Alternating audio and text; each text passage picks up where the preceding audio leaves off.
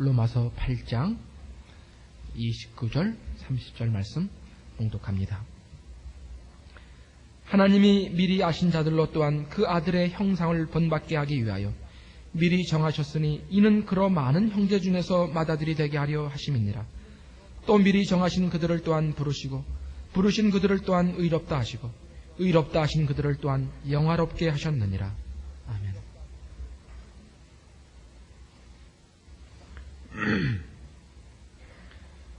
우리는 여러 시간에 걸쳐서 하나님을 사랑하는 자, 곧 그 뜻대로 부르심을 입은 자들에게는 모든 것이 합력하여 선을 이룬다는 이 성도의 견인 교리를 생각하고 있습니다.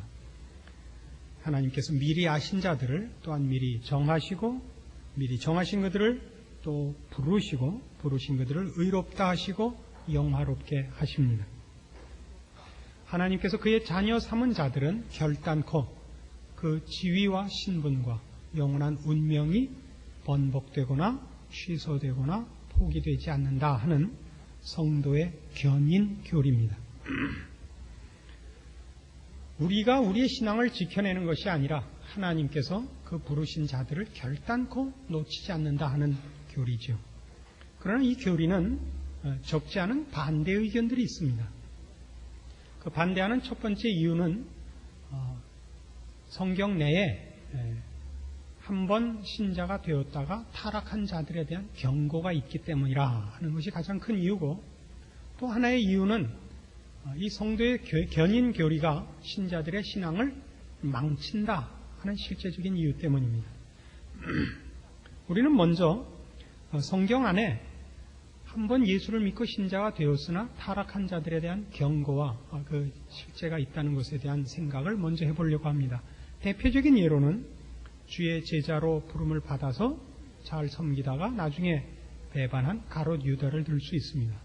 그러나 보통 통상적으로 가장 크게 문제가 되는 구절은 히브리서 6장입니다. 신약성경 358페이지 히브리서 6장 4절입니다. 한 번 비침을 얻고 하늘의 은사를 맛보고 성령에 참여한 바 되고 하나님의 선한 말씀과 내세의 능력을 맛보고 타락한 자들은 다시 새롭게 하여 회개케 할 수 없느니 이는 자기가 하나님의 아들을 다시 십자가에 못 박아 현저히 욕을 보임이라. 이 구절과 10장 같은 히브리서 10장 26절,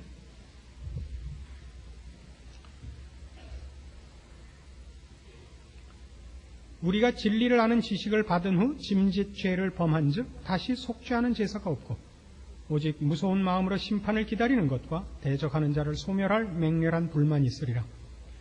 모세의 법을 폐한 자도 두세 증인을 인하여 불쌍히 여김을 받지 못하고 죽었거든 하물며 하나님 아들을 밟고 자기를 거룩하게 한 언약의 피를 부정한 것으로 여기고 은혜의 성령을 욕되게 하는 자의 당연히 받을 형벌이 얼마나 더 중하겠느냐 너희는 생각하라 하는 이 두 구절입니다. 이 지금 10장 26절에 나타난 바와 같이 진리를 아는 지식을 받은 후 짐짓 죄를 범한 즉 하는 구원을 얻은 이후에 다시 번복하고 타락하는 죄를 지적하고 있고, 특별히 히브리서 6장 4절과 4절부터 6절에 나오는 바와 같이 비침을 얻고 하늘의 은사를 맛보고 성령에 참여한 바 되고 하나님의 선한 말씀과 내세의 능력을 맛보고 타락한 자들에 대한 경고가 있으므로 분명히 구원을 얻은 이후에 실패하는 자가 있지 않느냐 하는 반론입니다. 그래서 이 문제에 대한 학자들 간의 논쟁 중에 이 일들이 진실된 경험과 중생이 아니라 거짓된 체험을 받은 자들을 말하는 것이라 하는 그 설명이 제일 많습니다만은 이 히브리서 6장 4절 이하에 나오는 바와 같은 비침을 얻고 은사를 맛보고 성령에 참여하고 하는 것들은 사실은 참된 경험 중의 일부가 아닌가 하는 것이 정당한 평가인 것 같습니다. 그래서 실제로 풀어야 하는 건 이겁니다. 비침을 얻고 하늘의 은사를 맛보고 성령에 참여하고 하나님의 선한 말씀과 내세의 능력을 맛본 것이 신자에게만 가능한 것이냐, 신자가 아니고도 맛볼 수 있는 것이냐 하는 것입니다. 그래서 다시 말해서 여기 표현된 것들이 신자된 근거로서 유일한 것이냐 하는 것이죠. 우리가 지금 신앙생활을 하면서도 현대 기독교인들의 가장 큰 문제가 뭐냐면 신자가 신자된 표로서 분명하게 가져야 하는 기준들이 성경이 제시하는 것과 많이 달라졌다는 사실입니다. 성경은 신자된 표를 이런 체험과 능력으로 삼지 않습니다. 고린도전서 6장으로 가보십시다.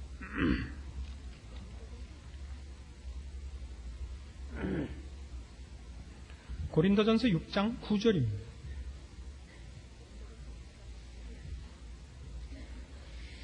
불의한 자가 하나님의 나라를 유업으로 받지 못할 줄을 알지 못하느냐? 미혹을 받지 말라. 음란하는 자나 우상 숭배하는 자나 간음하는 자나 탐색하는 자나 남색하는 자나 도적이나 탐람하는 자나 술 취하는 자나 후욕하는 자나 토색하는 자들은 하나님의 나라를 유업으로 받지 못하리라. 너희 중에 이와 같은 자들이 있더니 주 예수 그리스도의 이름과 우리 하나님의 성령 안에서 씻음과 거룩함과 의롭다 하심을 얻었느냐. 그러니까 구원 얻은 자들에 대한 표현은 이겁니다. 예수 그리스도의 이름과 성령 안에서의 씻음과 거룩함과 의롭다 하심. 이런 식으로 구원을 표현하고 기준으로 삼고 있지. 히브리서 6장에 나오는 것 같이 비침을 얻고 은사를 맛보고 성령에 참여하고 내세의 능력을 맛보고 이런 신비한 것과 능력과 이런 것들에 대한 체험으로는 안 되어 있습니다. 여기가 가장 조심스럽게 우리가 확인해야 되는 곳입니다. 고린도전서 1장으로 가시면 30절에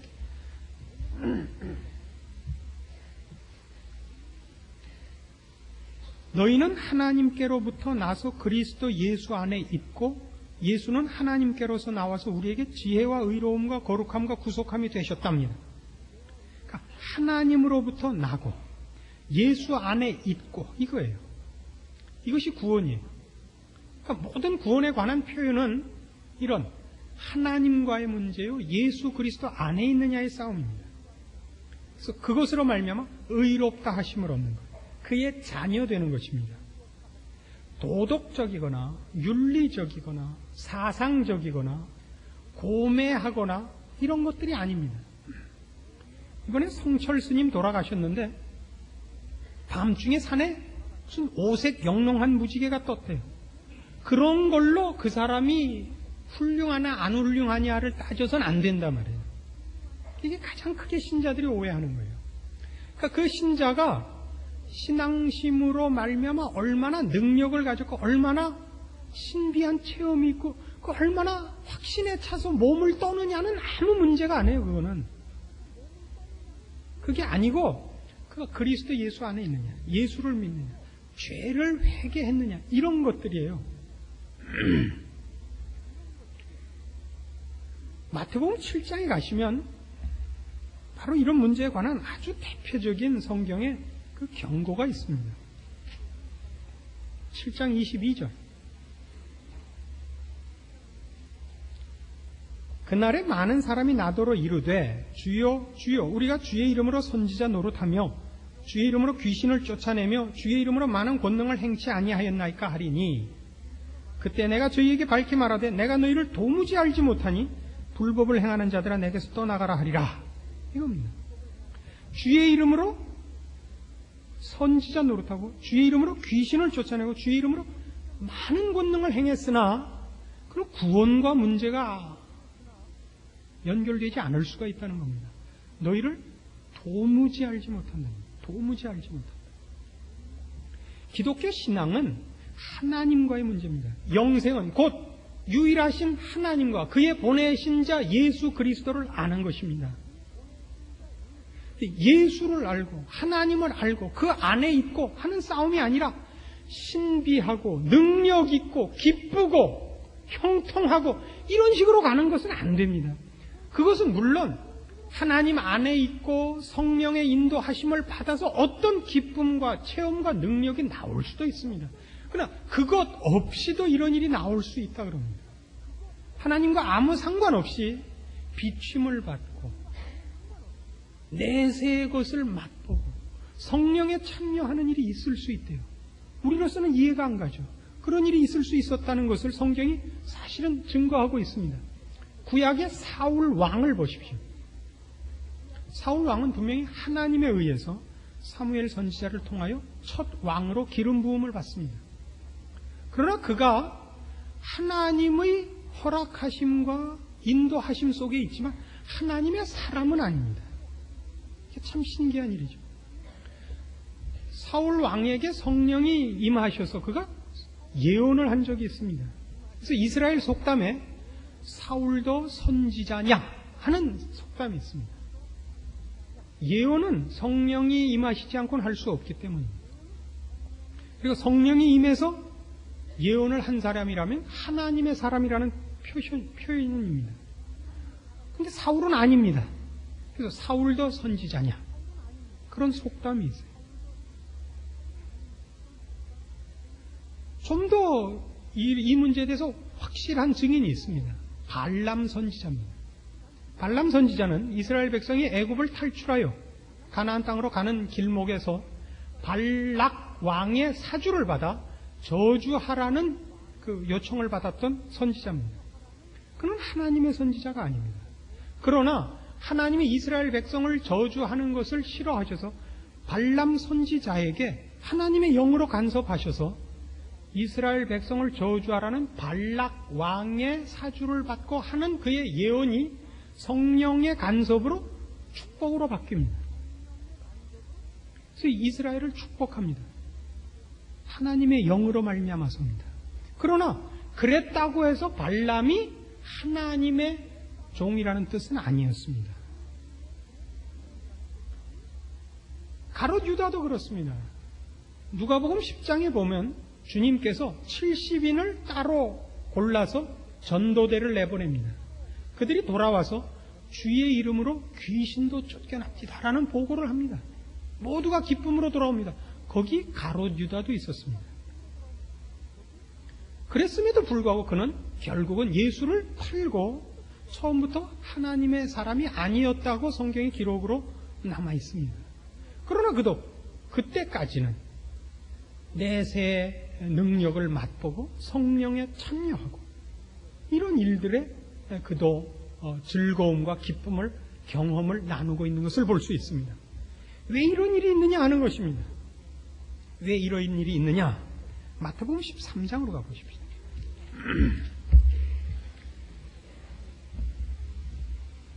마태복음 13장 3절입니다.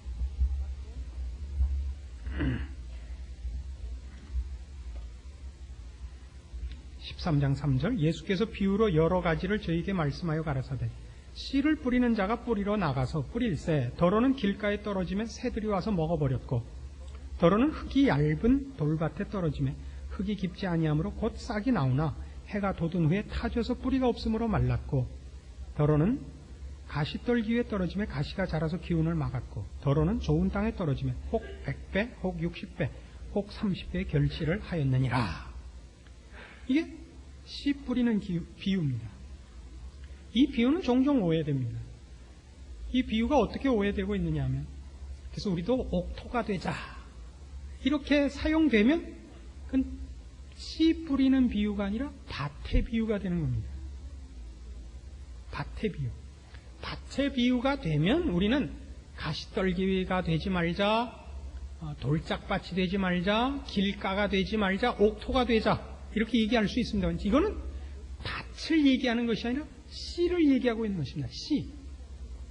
씨를 뿌릴 때는 물론 밭에다가 뿌리고 있습니다만 씨를 이렇게 뿌리다 보면 길가에도 떨어지고 옆에 갈아놓지 않은 땅에도 떨어지는 법입니다. 그러나 씨는 생명을 가진 것이기 때문에 길가에 떨어진 건 뿌리를 내릴 틈이 없이 새가 먹어보려고 그렇죠? 돌짝밭에 떨어진 거는 거기도 어쨌든 밭은 밭이니까 그게 싹이 난단 말이에요. 그러나 흙이 깊지 않기 때문에 뿌리를 내지 못하고 타 죽고, 가시떨기나 이런 데 떨어지면 그것이 거기 뿌리를 내고 싹을 내지만 그 다른 잡초들의 기운에 막혀서 결실하기까지 자라지 못합니다. 씨의 비유입니다. 씨는 그런 법입니다. 그것이 옥토에 떨어져야 결실을 제대로 풍성히 할 수 있습니다. 지금 이게 무슨 비유냐면 천국 비유인 겁니다. 천국은 지금 씨같이 와 있는 겁니다.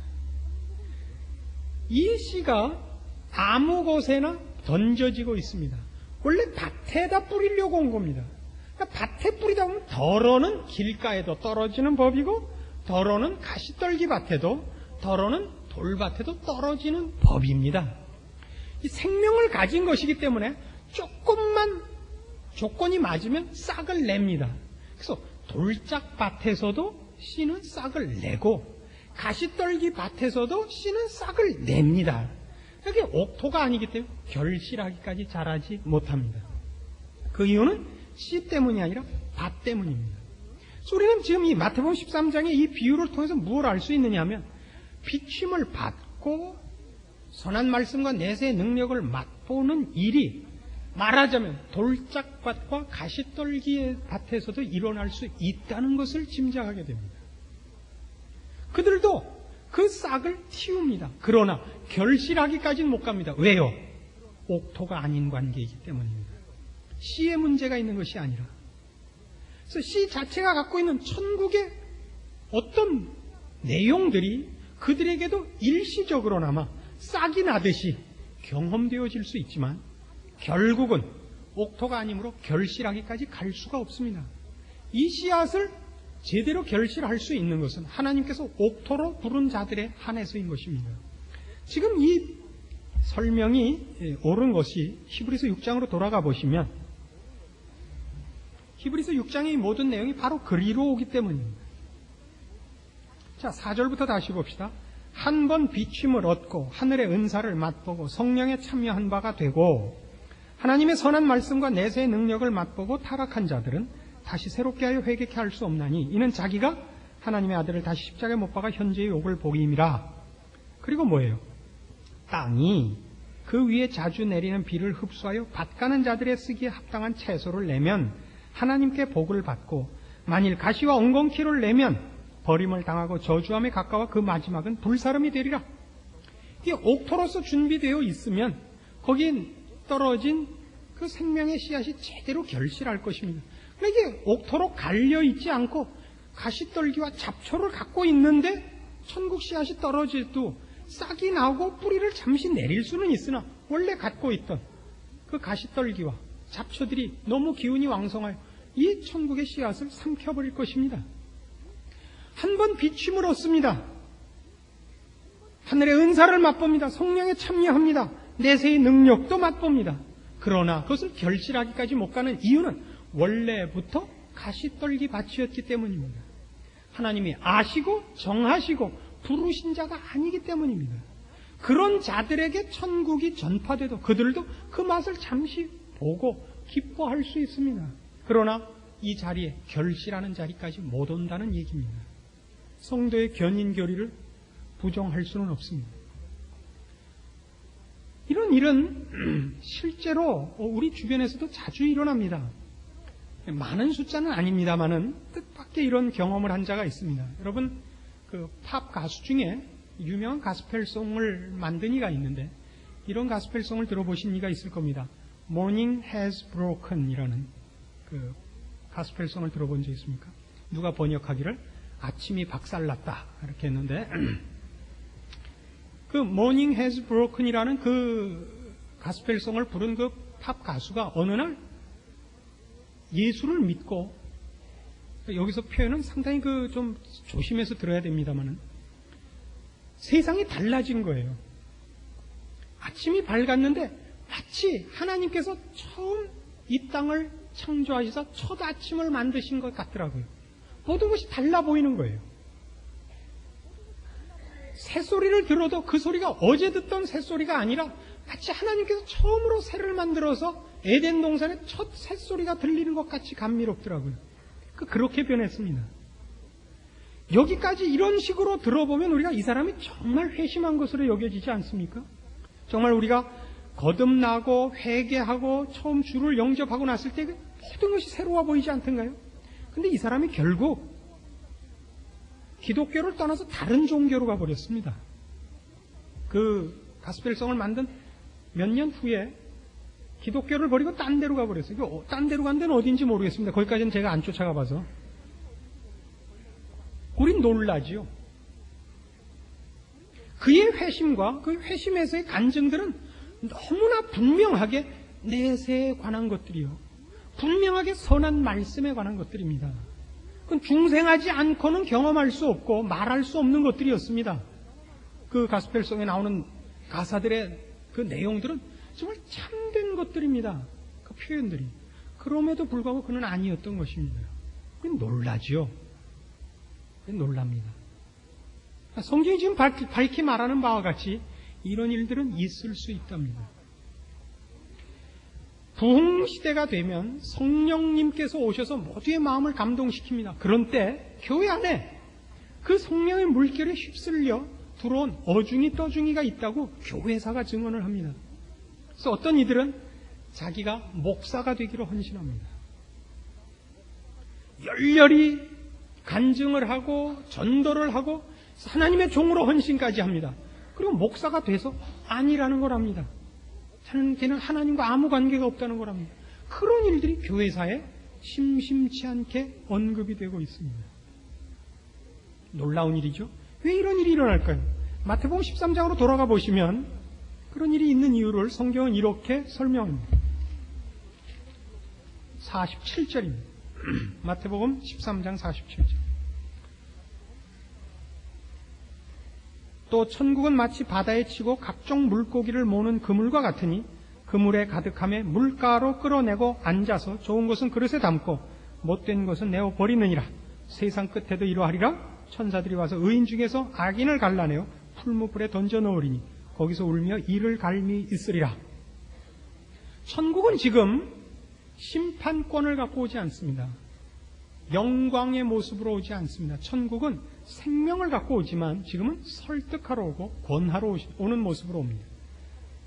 그래서 지금 그물질을 하는 것과 같습니다. 하나님께서 미리 아시고 미리 정하신 자들을 부르러 오는데 그물질을 하듯이 우리를 붙잡아 옵니다. 우리가 항복할 때까지 기다리는 것이 아니라 막 강권하시며 등을 떠미시며 잡아다니십니다. 그 그물 속에는 고기만 잡히는 것이 아니라 여러분 그물질을 해보시면 알다시피 고무신도 들어가고 깡통도 잡히고 병도 잡히는 법입니다. 별게 다 잡힙니다. 그물질입니다. 지금 하나님께서 천국문을 여시고 그의 백성들을 불러 모으시는 속에 그렇지 않은 이들이 낄 수 있다고 성경이 말합니다. 자, 이런 설명들은 전부 무엇을 위해서 우리가 하는 설명이냐 하면 교회 안에 교인답지 않은 자가 있는 것에 대한 우리의 이해를 위하여 하나님께서 왜 그렇게 하셨는지 하여튼 알곡 속에 가라지가 끼는 것을 허락하시는 겁니다. 그 깊은 뜻을 우리는 이렇게 미루어 짐작을 합니다. 언젠가도 한번 설명드린 것 같이 미꾸라지를 양식하면 미꾸라지의 천적이 메기인데 메기 없이 미꾸라지만 양식을 하면 양식이 잘 안 된답니다. 희한하게도. 미꾸라지들은 힘을 잃고 살도 안 찌고 번식도 뜰한데요. 조건을 좋게 해주면. 근데 메기를 집어넣으면 살도 찌고 팔팔하고 번식도 더 많이 한답니다. 희한한 일이죠. 옛날엔 나무도 적당한 간격을 두고 심는 것이 이익이라 이렇게 생각을 했었던 때가 있었습니다. 그러나 요즘은 촘촘히 심는답니다. 왜요? 나무들도 경쟁을 한답니다. 띄엄띄엄 심어놓으면 훨씬 잘 클 것 같지만 그렇지 않대요. 그럼 공부도 그렇죠. 공부도 자기 책상 해주고 자기 방 만들어주면 잘할 줄 알았더니 이게 웬 별밤만 듣고 공부는 안 해요, 이 왼수가. 알고 봤더니 문 닫아 걸고. 그래서 애들 방은 문이 안 잠기는 핸들을 해놔야 돼요. 밖에서도 뒤다 보이는 큰 창을 달아놓고 옛날에는 한 방에 8식구가, 그렇죠? 조그만 소반 놓고 공부해 가면서 다 사법고시를 통과했는데 요새는 지 방을 가지고도 대학을 못 가요. 조건과 환경이 사람에게 그렇게 치명적이 않다는 것은 우리 인생 속에서 얼마든지 경험하는 것입니다. 오히려 나쁜 조건이 우리한테 유익이 되는 것을 많이 봅니다. 그것은 하나님의 깊으신 배려요, 뜻입니다. 하여튼 우리는 옥석이 구별되지 않는 그런 초대와 섞임 속에 있습니다. 그러나 우리한테 문제는 이겁니다. 내가 그 가라짐은 어떡하는가, 이거죠. 내가 가진 그 체험과 확신이 잠시 반짝난 돌짝밭의 싹이요 가시떨기 밭의 싹이면 어떡하는가? 답은 입니다. 그런 생각을 하는 자는 결단코 가짜가 아니다, 이겁니다. 그 걱정을 하는 자는, 그 걱정을 하는 자는 지금 관심이 어디에 있느냐 하면 내 기쁨이 아니라, 내 확신이 아니라 하나님이 나를 모른다 그러면 어떡하느냐에 걸려 있는 거 아닙니까? 그 자는 정상적인 신자인 겁니다. 하나님이 나를 모른다 그러면 어떡하는가? 이게 걱정스러우면 진실된 신자입니다. 가짜 신자는 하나님이 문제가 아니라 하나님이 주신 데는 그게 문제입니다. 행복, 건강, 형통, 기쁨이 핵심이고, 모든 걱정하는 신자의 관심은 행복, 기쁨, 고통이 아니라 하나님이 관심인 겁니다. 이 자는 진실된 신자입니다. 마음 놓으셔도 됩니다. 이것이 첫 번째 답입니다. 처음에 우리는 또 하나의 문제가 있다고 그랬습니다. 그건 뭐냐면 이 성도의 견인 교리가 신자들의 신앙에 악한 영향을 미친다는 것이었습니다. 그럴 수 있습니다. 분명히 말씀드리거니와 하나님의 뜻대로 부르심을 입은 자들은 개판을 쳐도 지옥을 갈 수가 없습니다. 그건 불가능합니다. 그는 천국에 갈 수밖에 없습니다. 그러니까 지금부터 만고 땡이다 그러고 놓으셔도 여러분이 천국 가는 걸 막을 재주가 없습니다. 그래서 혹자들은 그렇게 얘기를 하는 겁니다. 봐라, 그럼 게으름과 미련함이 생기니까 이 교리는 틀린 것이야. 아니요. 교리가 틀린 것이 아니라 그 교리를 미련하게 쓰는 자들이 있는 법입니다. 언제나 그런 법입니다. 못난 자식들은 이렇게 얘기합니다. 부모가 이것저것 안 해줘서 내가 공부 못했다 그럽니다. 이 왼수에게 잘해주면 부모가 너무 완벽하게 잘해줘서 부담이 됐다는 거예요. 안 그래요? 부모님이 무슨 흠을 가져야 나도 마음이 좀 편했을 텐데 너무 완벽하니까 나는 반발심이 생겼대. 그건 그냥 패는 수밖에 방법이 없습니다. 그러니까 문제는 이거예요. 성경이 우리에게 가르친 건 분명하게 해놓자고요. 하나님을 사랑하는 자, 곧 그 뜻대로 부르심을 입은 자들에게는 모든 것이 합력하여 선을 이룹니다. 이건 분명한 선언입니다. 누구도 막을 수 없습니다. 누가 우리를 그리스도의 사랑에서 끊으려, 이겁니다. 로마서 8장 35절입니다. 누가 우리를 그리스도의 사랑에서 끊으려 환난이나 곤고나 핍박이나 기근이나 적신이나 위험이나 칼이랴, 이겁니다. 아무도 끊지 못해요. 이건 분명한 겁니다. 이걸 가지고 그리스도 예수 안에 있는 하나님의 사랑으로부터 아무도 우리를 끊지 못한 나를 가지고 게으름을 떠는 건 당사자의 책임입니다. 이제부터는. 성경 우리에게 이렇게 권합니다. 지혜로운 결론을 그리스도를 향하여 이 소망을 품은 자마다 자기를 깨끗게 하느니라. 이것이 원칙입니다. 부모님이 자식에게 잘해주면 보답하고 좋은 환경과 조건으로 열심히 자기를 위하여 또 부모에게 보답하는 마음으로 훌륭한 길을 가야 옳습니다. 그러니까 그걸 가지고 깽판을 치면 그건 그 왼수 잘못이지 부모의 잘못은 아니요, 환경의 탓도 아닙니다. 모든 이단은 뭐로부터 나오죠? 성경으로부터 나옵니다. 모든 이단은. 그래서 성경을 없애자 그런 법이 있습니까? 없지요. 성경을 가지고 사기를 치고 자기 욕심을 채우기 위하여 그릇되게 가르치는 건 본인의 잘못이죠. 그 죄값을 본인이 받아야죠. 성경 탓이라 그러지 않습니다. 그래서 이 문제는 분명히 해둬야 됩니다. 누가 우리를 그리스도의 사랑에서 끊으려? 이건 분명한 겁니다. 여러분이 여기에 적합하게 살지 않으면 내가 미친놈이죠. 그러셔야 되는 겁니다. 교리 탓이 아니고 하나님의 부르심에는 후회하심이 없습니다. 하나님이 부르신 영혼을 놓치지 않습니다. 그래서 어떻게 하실 겁니까? 여러분은 힘을 내셔야 됩니다. 여러분은 두려운 마음으로 여러분을 부르신 하나님 앞에 준비해야 됩니다. 그를 만날 준비를 해야 됩니다. 그것은 우리의 영광이요, 자랑이요, 동시에 책임입니다. 우리 모두가 피할 수 없는 운명입니다. 그래서 기쁜 운명으로 만드느냐, 두려운 운명으로 만드느냐, 이제 우리의 손에 달려있는 것입니다. 그 앞에 누구나 섭니다. 부끄럽게 설 수도 있습니다. 구원은 받았을 때 불 가운데서 받는 것 같은 구원이 있다 그럽니다. 부끄럽게 그 앞에 서는 자도 있을 겁니다. 그러나 그 앞에 설 것입니다. 구원이 취소되지 않으니까요. 성경이 가르치는 모든 것을 종합하면 이제 남은 것은 하나입니다. 그러므로 지혜로운 자가 되라. 어리석은 자가 되지 말라. 이 결론에 우리가 다 도달하는 겁니다. 깨어 근신하며 하나님의 뜻을 분별하며 그의 기뻐하심으로 여러분의 소원을 삼으사 그 앞에 서는 날 칭찬과 영광 중에 서십시오.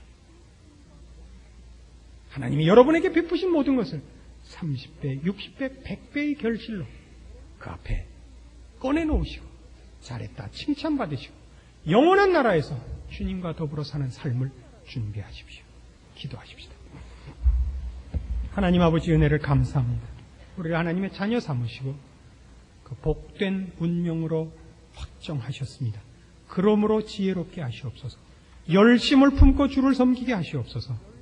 주 앞에 설 준비를 하게 하사 그때 칭찬과 영광 속에 있게 하시옵소서.